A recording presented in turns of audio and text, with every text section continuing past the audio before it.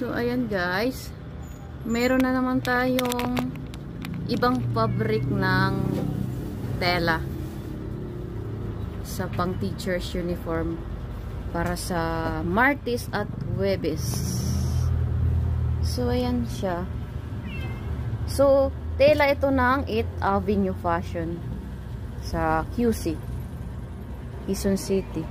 So, ang customer na to guys ay galing pa sa Novaliches. So, dinayo lang nila dito sa amin, sa Pangpalay, San Jose del Monte, Bulacan. So, si Ma'am Cindy Calano.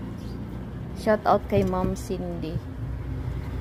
Na marami ng patahian daw ang napuntahan niya.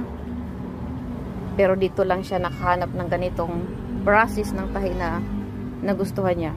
So, ito guys, ito yung request niya. Yung para sa secret buttons ay buo. Buo siya guys. So, hindi lang siya ganyan. Yan.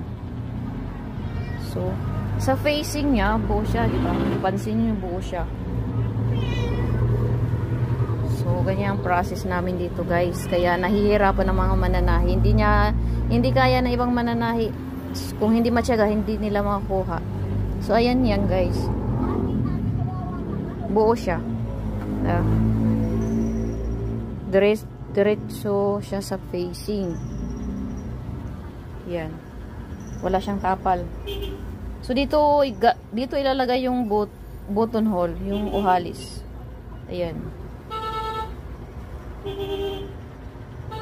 So, dito naman sa kabila ay para sa buttons. So, secret buttons ang kung tawagin.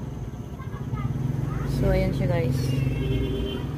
Dito nyo lang mahanap yan sa Rina's Tailoring. Planchado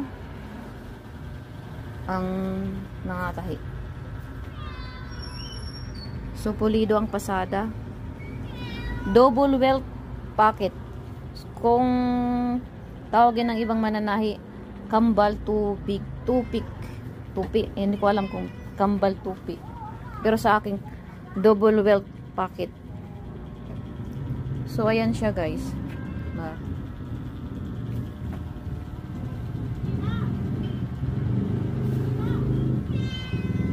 So, wala pa siyang buttons. Lalagyan ko pa mamaya. So, ipapakita natin mamaya kapag ka nalagyan. So, ganun yung gawa namin guys. Ano? Medyo mabusisi siya. Pero yan ang gusto ng mga customer dito.